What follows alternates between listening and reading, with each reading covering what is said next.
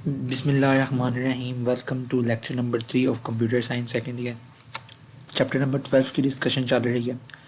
Last time जो हमने बात की थी वो वाइल लूप पर थी। वाइल लूप की इम्प्लीमेंटेशन भी हमने यहाँ पर की थी। और आज जो हमारी मेन टॉपिक है वो हमारा डू वाइल लूप है।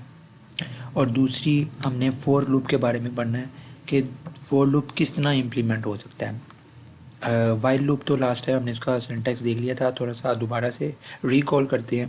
जी वाइल लूप पे मैंने आपको कहा था कि जी आपने यहाँ पर एक कंडीशन देनी है पहली बार, और उसके बाद आपने उसकी बॉडी में जो भी एग्जीक्यूशन करनी है आप उसको लिखोगे।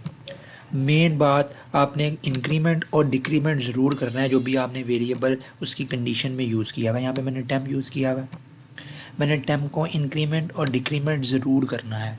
अगर मैं इंक्रीमेंट और डिक्रीमेंट नहीं करूँगा, लेट जाके लास्ट टाइम मैंने लास्ट लेक्चर में जो आपको ये प्रोग्राम चला के दिखाया था, तो यही अगर मैंने टेम्प क्या सेव किया हुआ है 1, तो ये 1 ही प्रिंट होता जाएगा बार बार। इंक्रीमेंट नहीं हो रहा, डिक्रीमेंट नहीं हो रहा, तो ये इन्फिनिटी टाइम तक लूप चल जाएगा। इसके लिए क्या करना पड़ेगा, मुझे इसको इंक्रीमेंट करना पड़ेगा। एक दफ़ा मैं चला के दिखा दूँ ये प्रोग्राम। एट द एंड मुझे क्या आ जाएगी, I am out from the loop, ये मुझे प्रिंट स्टेटमेंट नज़र आएगी। ओके जी, तो ये हमारे पास 100 तक गिनती 1 से स्टार्ट हुई और 100 तक गिनती स्टार्ट हो गई। क्लियर। और 100 जब हो गया तो हमारे पास यहाँ पे ज़रा कंडीशन को चेक करें। जब टेम्प में 100 सेव हो गया होगा तो यहाँ पर कंडीशन के पास आया होगा और कंडीशन एवेल्यूएट हुई होगी।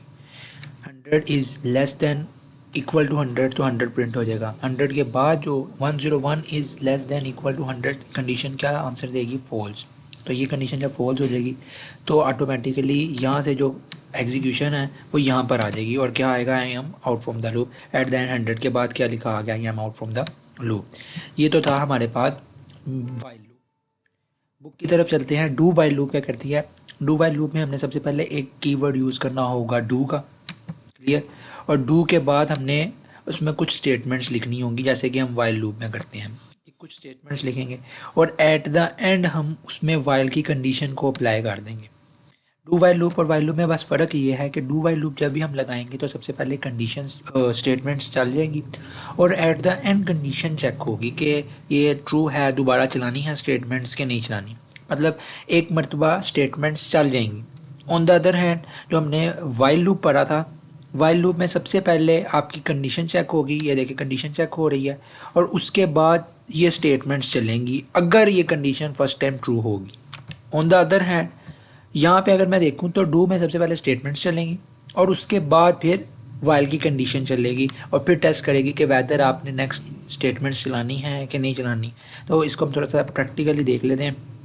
इसको मैं सारी की सारी जो मेरी प्रोग्राम था लास्ट टाइम मैं इसको कमेंट आउट कर देता हूँ। क्लियर।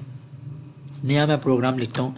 सबसे पहले मैं क्या करता हूँ कि जी एक वाइल डू कीवर्ड का इजाफा कर देता हूँ और डू में ये बुक में सेंटेंस दिया हुआ है कि जी डू लिखे और अंदर स्टेटमेंट्स लिखते हैं।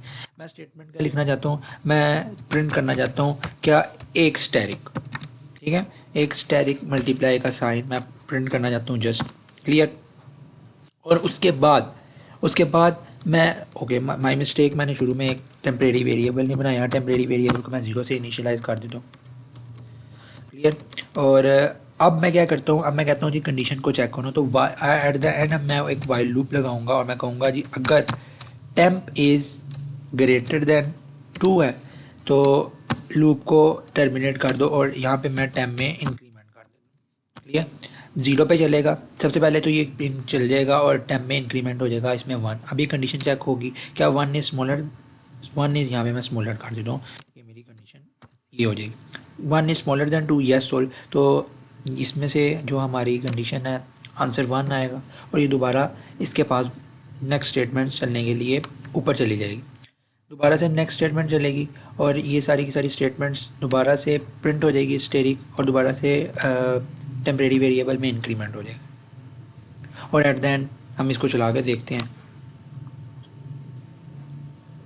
ये देखो हमारे एक मरतबा जब हमारे पास टेम्परेरी वेरिएबल में 0 सेव था तब चला, और जब टेम्परेरी वेरिएबल में 1 सेव हो गया तब चला, और जब 2 होगा तो कंडीशन फॉल्स हो जाएगी, फिर नहीं चलेगा, सिर्फ और सिर्फ 2 दफ़ा स्टैटिक प्रिंट होगी।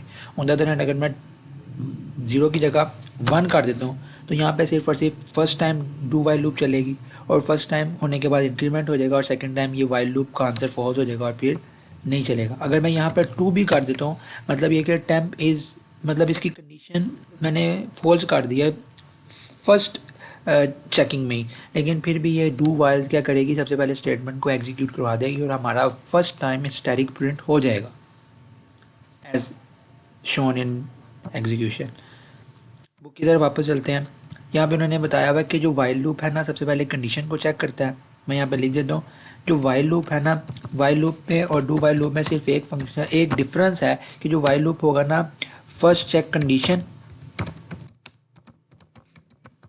And then execute the statement of the body और स्टेटमेंट्स जो कि बॉडी में हमने लिखी होती हैं वो एग्जीक्यूट कराएगा। Clear. On the other hand जो डू वाइल लूप है वो क्या करेगा, सबसे पहले स्टेटमेंट्स को एग्जीक्यूट करवाएगा